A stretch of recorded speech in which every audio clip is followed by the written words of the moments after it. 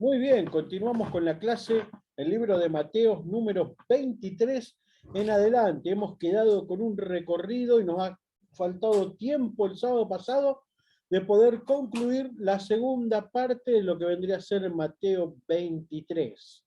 Mateo 23, estábamos leyendo, si abrís la Biblia, te vas a encontrar en Mateo 23 que no hay muchas subtemas, simplemente hay uno principal. El tema principal que abarca absolutamente todo Mateo 23 es la crítica de Jesús hacia los líderes religiosos del momento, hacia los fariseos en aquel tiempo y a los saduceos, que eran personas que verdaderamente conocían la palabra de Dios.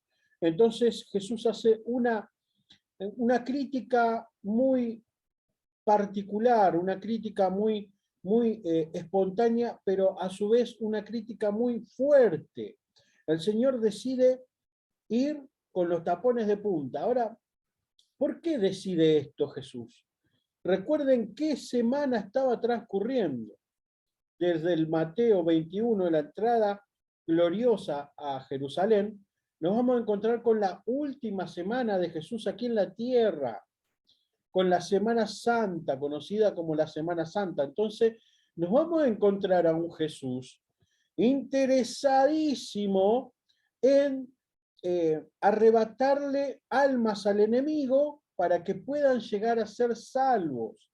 Entonces, la intención de él es confrontar a los fariseos, en este caso, y miren qué importante que será esa confrontación que le llevó casi todo el capítulo número 23 en adelante. Casi aparentemente fue una cuestión en la cual Jesús los quiso hacer reflexionar. Y había intentado, seguramente, si leíste el libro de Mateo, te vas a encontrar con muchas veces a Jesús queriendo hacerlos volver a Él de muchas maneras. Y en muchas veces pasa esto en la vida de los cristianos. Déjame decirte que en la iglesia solemos decir que llegamos a Cristo por amor o muchas veces llegamos por dolor. Solamente hay dos caminos por los cuales se puede llegar a Dios. Muchas veces por amor, muchas veces por dolor. ¿Por qué muchas veces por amor? Porque una persona amada, que puede ser que te comparta el Evangelio, y esa persona que vos tanto amás, sea tu hermano, un primo, un amigo, tu novia, una novia, una esposa, llegás al Evangelio, llegás a Cristo por amor, porque te comparten a Cristo vivo y vos ves el cambio en los demás, entonces llegás por amor. Pero muchas otras veces llegás por dolor o por sufrimiento. Y cuando hablo de dolor y sufrimiento es por problemas, por crisis, porque el enemigo ha avanzado en tu vida y te ha socavado, porque tal vez el enemigo te asfixió, tal vez y llegás por problemas matrimoniales, por crisis, por depresión, por angustia, por falta de empleo, muchas cosas que pueden traer aflicción a tu corazón. Entonces, o llegás por amor o llegás por dolor, pero a Cristo vas a llegar. Ahora, en este caso, el Señor había intentado muchas maneras de que se vuelvan a Él. Entonces, creo que es necesario hacer todo este prólogo para que te ilustres en tu mente, que tenés un Dios de amor y no un Dios castigador. Sí, Dios es justo y con Dios no se juega. Por eso vemos aquí el amor de Dios, ¿sí? El amor de Dios en todo su esplendor, queriendo convertirlos, traerlos a Él de una manera en que si ya no me escucharon por las buenas, me van a escuchar por las malas. Entonces lo vemos a Jesucristo diciéndole hipócritas, sepulcros blanqueados, guiadores de ciegos, siendo ustedes teniendo la responsabilidad de ser referentes, los hacen caer a los demás. Entonces vemos a un Jesús, wow, duro, sí, muy duro en estos versículos. Pero cuando vemos por qué es la dureza y las palabras que usa Jesús, entendemos que él era el último manotazo de abogado, llamarle de esa manera, permítanme vulgarmente decirle de esa manera. Era el último tiempo en que Jesús estaba compartiendo cara a cara con ellos y decidió darles esta última oportunidad confrontándolos. Muchas veces Jesucristo nos confronta con la palabra y decimos, qué mal que estoy. Pero en este caso lo vemos a Jesús confrontando con ellos de una manera muy, pero muy severa.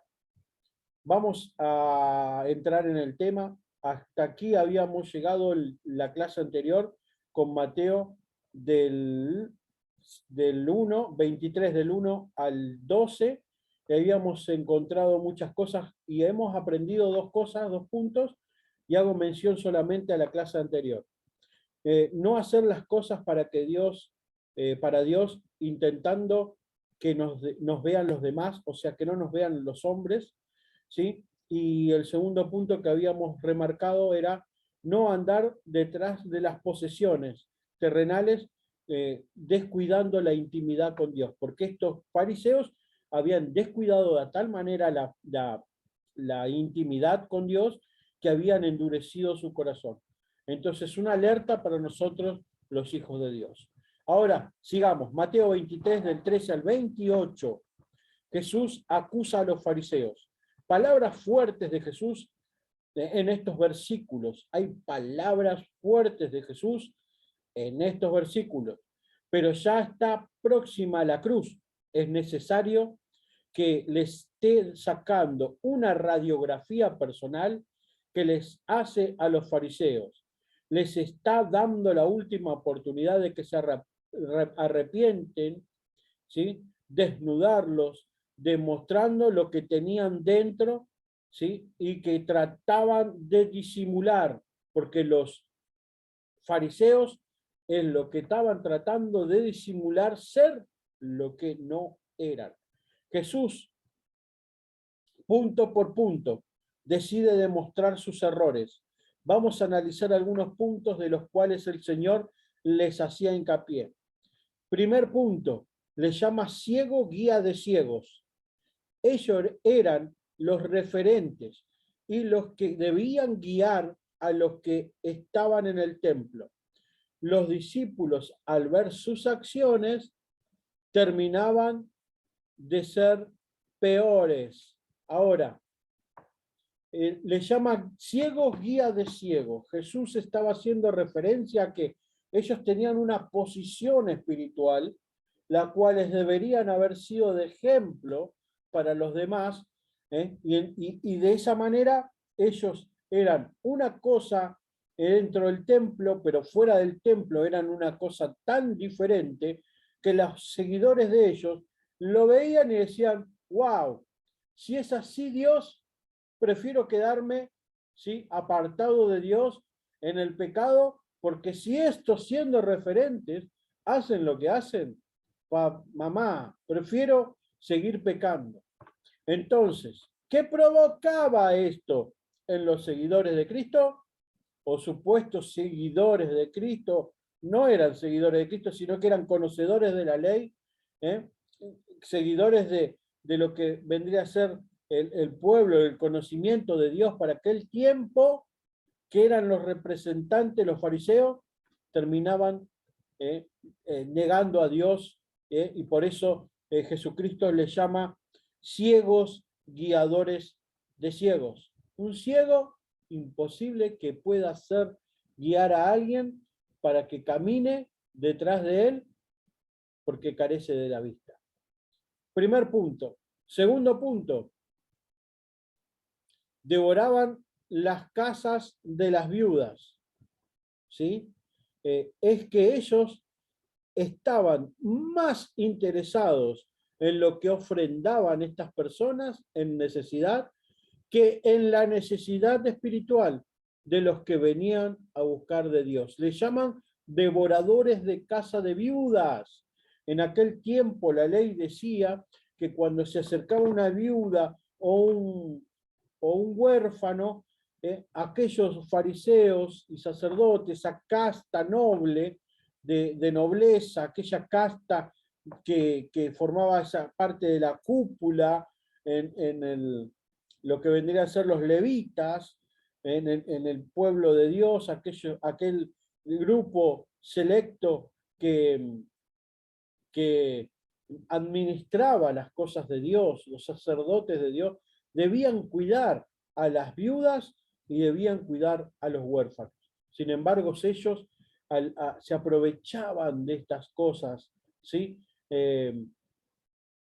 Pidiendo colaboración y seguramente no se la harían llegar, estaban más interesados en el diezmo y la ofrenda de ellos que en lo que vendría a ser su necesidad espiritual o su necesidad de la verdadera búsqueda de Dios.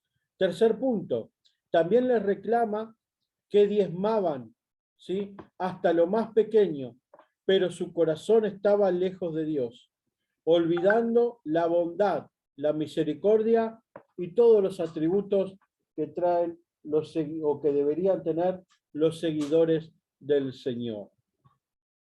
Ahora, les reclama que diezmaban lo más pequeño. ¿Por qué? Porque dice que el nombra como, a ver, los condimentos, ¿sí? Los condimentos, dice que ellos diezmaban puntualmente hasta de los condimentos mismos más pequeños, la menta, las cosas más pequeñas, ellos apartaban para Dios y diezmaban hasta eso. Pero dice que sus diezmos y sus ofrendas no llegaban al cielo a causa de la dureza de su corazón.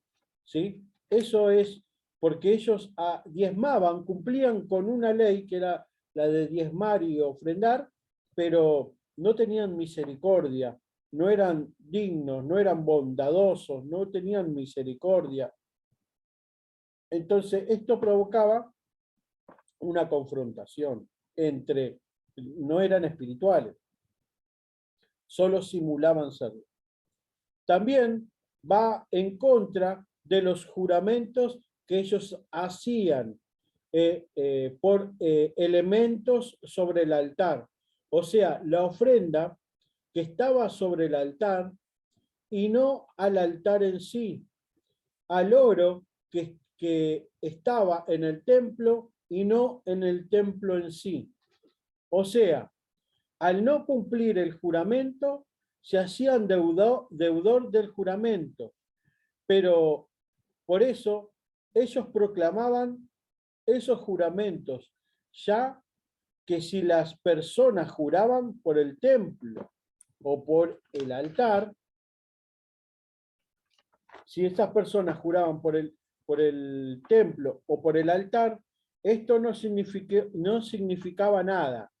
Pero Jesús le dice que esto no es así. Ahora, te entro en el tema. Habían personas que los veían a ellos, decían, venga, hagan un pacto. Y ellos oraban por ese pacto o esa ofrenda, ¿sí? Sobre el altar. ¿Y qué provocaba esto? Cuando ellos oraban por aquellas cuestiones, o hacían un pacto, o hacían un compromiso, ¿sí? Hacían un compromiso sobre el altar, dice que después las personas no la cumplían, pero hay un edicto de Dios que dice que al no cumplirla, te haces deudor de lo que no cumplís, ¿sí? Entonces, lo que nos está enseñando es que ellos menospreciaban el altar. Hacían promesas ligeras menospreciando el altar de Dios. Entonces, lo que Jesús está aquí en contra, ¿sí? Jesús dice que esto no debe ser así. Que cuando uno promete algo, bien dice Jesús, no está bien jurar, pero cuando uno jura por el templo, jura por todo lo que está dentro del templo, ¿sí? No tan solo por las paredes, sino por absolutamente todo lo que está dentro. Entonces Jesús le está dando una enseñanza aquí acerca de que no debes jurar, pero cuando jurás tenés que tener palabra, ¿sí? No tenés que hacerlo a la ligera. Ahora, lo mejor es no jurar. Esto es lo que enseña Jesús. Pero cuando lo hace, lo hace por absolutamente todo. O sea, jurar por el templo, lo hace por todo lo que hay en él. O sea, Jesús deja en claro que es más importante lo espiritual que lo material. Jesús expuso que ellos limpiaban. Jesús expuso que ellos limpian lo de afuera, pero dejan sucio lo de adentro. Algo que quiero aclarar es que los fariseos no fueron así del día a la noche, sino que cayeron en esta condición alejándose poco a poco de Dios. Algo que quiero aclarar, aclaramos que esos son. Jesús les apunta y le dice, ustedes son ciegos, guía de ciegos. Luego el Señor le dice que ellos se aprovechaban de las viudas. También les dice que ellos diezmaban, pero carecían de carácter cristiano. También les dice que va en contra de los juramentos que ellos hacían. Todos estos puntos Jesús empieza a exponérselos a los fariseos. Pero es importante aclarar, como dije en este último punto, es importante aclarar que los fariseos no cayeron de un día para el otro en esta condición. Los fariseos cayeron poco a poco en esta condición, alejándose de Dios, eh, alejándose de Dios poco a poco.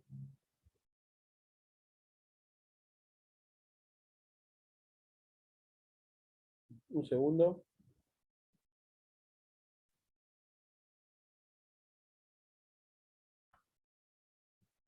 Ahora,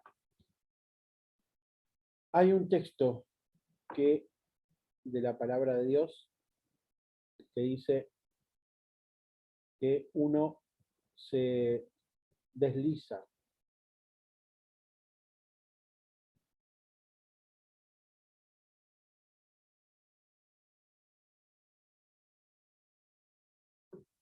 Y se me viene ahora a la mente.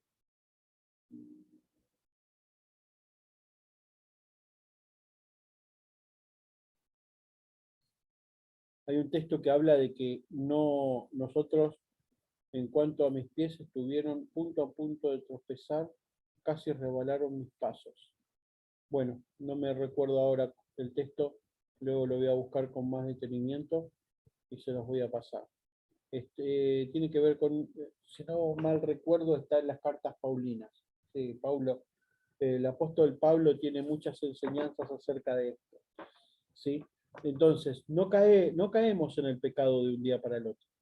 No es que amanecemos un día y decimos, wow, caí en pecado. No.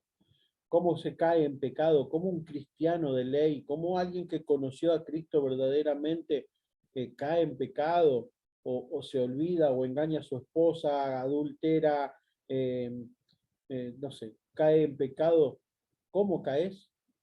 De la manera en que dejas de orar, dejas de tener intimidad, dejas de tener comunión con Dios, dejas de congregar. Entonces, por eso es el interés que tenemos cuando el pastor predica o cuando tengo la oportunidad de decirles alertas. ¿Mm? La Biblia dice, el que se cree esté firme, mire que no caiga. El que se cree estar firme, mire que no caiga.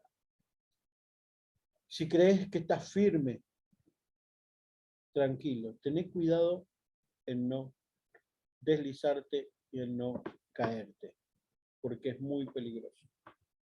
Entonces, ¿qué va a pasar con estos fariseos? De un día para el otro no fue, sino que se fueron deslizando de a poco.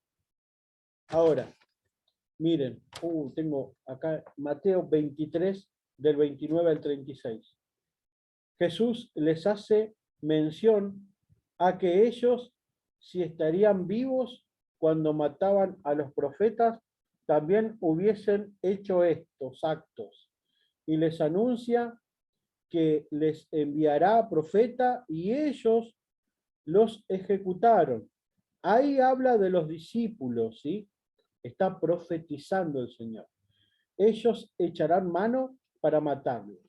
Entonces, Jesús aquí les está aclarando esto, le está profetizando algo impresionante. Le dice Jesús que Él les va a enviar profetas, pero que ellos mismos les van a echar mano a estos profetas. ¿Y de quién estaba anunciando Jesús? Jesús estaba anunciando de los discípulos. Los discípulos fueron luego los enviados del Señor. Los discípulos fueron los enviados del Señor luego de él. Sin embargo, ellos le echaron mano para apresarles, para matarles, para ir en contra de la palabra de Dios. Ahora, algo impresionante que quiero hoy compartirles. ¿Puede un fariseo convertirse? Porque Jesús le está predicando a los fariseos, a alguien que verdaderamente dice conocer a Dios, pero su corazón está lejos de él. Ahora, les pregunto, ¿puede un fariseo convertirse? ¿Qué opinan? Piénsenlo 2 segundos. Alguien que cree estar en las cosas de Dios, alguien que cree estar en la verdad, ¿puede convertirse a Cristo? Tengo la respuesta. Sí, puede. Y tengo evidencia bíblica. El apóstol Pablo fue fariseo de fariseos. Cuando él expone en el libro de los Hechos, dice yo, fariseo de fariseos. ¿Sabe lo que es un fariseo de fariseos? Es como decir, recontra hincha de Boca. Bostero de los pies hasta la cabeza. Nací bostero y muero bostero, estaba diciendo Pablo en ese momento. Fariseo de fariseos. Imposible hacerme de River, porque soy hincha de Boca. Nadie me va a tocar porque yo desde que nací hasta que muero voy a morir bostero. Fariseo de fariseos. Instruido, dijo en una exposición ante un rey, una exposición que hace, dice, yo, instruido a los pies de Gamaliel. Gamaliel era un maestro muy reconocido para el tiempo de Jesús. Gamaliel era un maestro en la palabra que se encargaba de preparar a los fariseos. Entonces, instruido a los pies de Gamaliel, ¡wow! Era como el título más reconocido de todos, ¿sí? Instruido a los pies de Gamaliel. Entonces, ¿puede un fariseo convertirse? Claro que sí. Y para eso voy a compartirles rápidamente, ¿sí? Vamos a compartirles unos textos en Filipenses 3, del 5 al 8. Se los voy a leer. Filipenses 3, del 5 al 8. Dice de esta manera la palabra de Dios. Me crucificaron cuando tenía 8 días de nacido. Perdón, me circuncidaron. Me circuncidaron cuando tenía 8 días de nacido. Soy israelita y pertenezco a la tribu de Benjamín. Esto lo está diciendo el apóstol Pablo. Vuelvo. 5. Filipenses 3, versículo 5, para que nos quede claro. Me circuncidaron cuando tenía 8 días de nacido, como la ley lo mandaba. La ley mandaba eso, circuncidado, cuando tenía 8 días de nacido. De la tribu de Benjamín, y aquí pertenezco, este es mi estandarte. Soy hebreo, y mis padres también fueron hebreos. La ley era muy importante para mí. La ley era muy importante para mí, pues yo era fariseo, dice. Estaba tan dedicado a la ley y las tradiciones de mi pueblo que perseguía a la iglesia. ¿Qué hacía Pablo? Perseguía a la iglesia. Y nadie podía reprocharme nada, porque siempre obedecía la ley.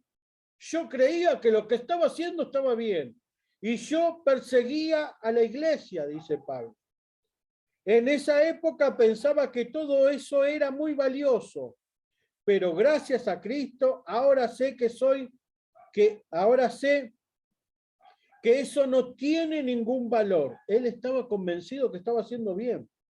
Pero dice, gracias a Cristo me di cuenta que eso no tiene valor. Es más, creo que nada vale la pena comparado con la invaluable bien de conocer a Cristo, mi Señor. Por Cristo he abandonado todo lo que creía haber alcanzado. Ahora considero todo aquello como basura, con tal de lograr a Cristo. Miren si no se puede convertir un fariseo. Gloria a Dios por el hermano Pablo, que trae la palabra llena de doctrina. Cuando quieras aprender de doctrina, de lo que se hace, lo que está bien, lo que está mal, Pablo es especialista en esto. Ahora, ya terminamos. Mateo 23, del 37 al 39. Lamento de Jesús sobre Israel. Jerusalén es considerada una de las ciudades más antiguas. Oigan, 4000 años antes de Cristo, Salem fue su nombre. Aquí era sacerdote, por lo que leemos en el Génesis, Melquisedec era su sacerdote, era el rey de aquella ciudad. Jerú significa casa, Salem significa paz, por eso es casa de paz. Esta ciudad fue la capital de Israel, donde sobre su monte de Sión, Salomón construyó el templo, ¿para qué? Para adorar a Dios. Jesús se apena al observar la mayor característica de esta ciudad. ¿Cuál era la característica principal de esta ciudad? La incredulidad. Ellos no tenían fe. En una ciudad que estaba preparada para ser la punta de lanza. Ahora, te voy a decir algo. La palabra de Dios en el Apocalipsis habla del milenio. El milenio son los 1000 años que Jesús regresa del cielo, desciende con la iglesia a reinar en la tierra. Ahí se es pronunciado el nombre de Jerusalén, porque Dios va a reinar y va a establecer su reino en la tierra. Cielos nuevos, tierra nueva. ¿Sí? El Señor empieza y comienza a reinar y Jerusalén tiene un papel preponderante en este reinado. Entonces, recordemos esto. Israel es una de las ciudades más importantes en la palabra de Dios, físicamente, renalmente hablando. Una de las ciudades más antiguas, 4000 años antes de Jesucristo.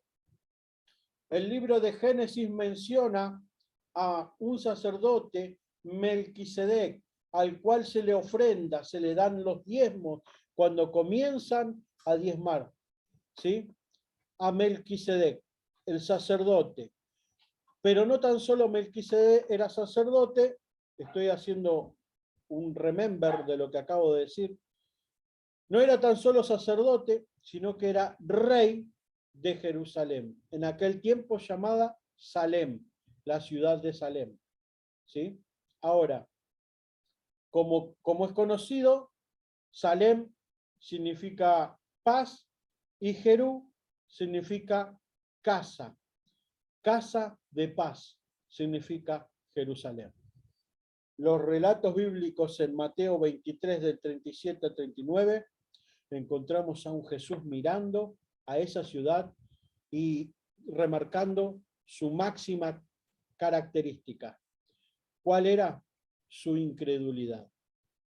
Y esto aflige el corazón de Jesucristo a tal manera que derramó lágrimas a causa de esa ciudad que él amaba. Recordemos que Jesús fue recibido al entrar en esa ciudad con pompas y platillos. Sin embargo, cuando ya estuvo dentro de esta ciudad, todo fue hostil, prefiriendo que suelten a Barrabás, un malhechor, y que condenen a Jesús. ¿Recuerdan el texto bíblico donde están el pueblo eligiendo a quién querían soltar y ponen a Barrabás y lo ponen a Jesús y la gente elige soltar a Barrabás, un malhechor, en vez de soltar a Jesucristo? Jesús dice que esta ciudad quedará desierta hasta que lo vean regresar. Esto significa que Dios mismo se retiraría de la ciudad. Luego vinieron los musulmanes y han construido su mezquita. ¿Dónde? ¿Sí? ¿Dónde construyeron su mezquita? Donde estaba el templo. Desde ahí la puja y la pelea de la Franja de Gaza. ¿Habrás escuchado la pelea de la Franja de Gaza? Se pelean por una región, ¿sí? Dos pueblos, los musulmanes con los israelitas se pelean, porque ahí el día que ese terreno quede a cargo del pueblo de Israel, ahí tiene que, donde está la mezquita, tiene que estar construido el templo para el Señor. Y dice que ahí se desatará en los últimos tiempos. Esta dureza y rechazo dio lugar al tiempo de los gentiles, donde la salvación se extiende hacia nosotros, siendo nosotros los no hebreos, que podamos volvernos al Señor. Al final de los tiempos se podrá ver al Señor, reconocerles. Luego del reino milenial será en el monte del Sión, en Jerusalén. ¿Sí? Así que terminamos con esto. Estos últimos minutos dedicándole al Señor toda la gloria, creyendo en el Señor Jesucristo y sabiendo de que el Señor da oportunidad y se duele cuando hay incredulidad en los corazones de aquellos que le siguen. Así que llenate de fe, llenate de gozo, llenate de fe para poder aferrarte cada día más a las promesas de Dios. El sábado que viene estaremos viendo Mateo 24, no te lo pierdas, porque vamos a hablar de escatología. ¿Qué es la escatología?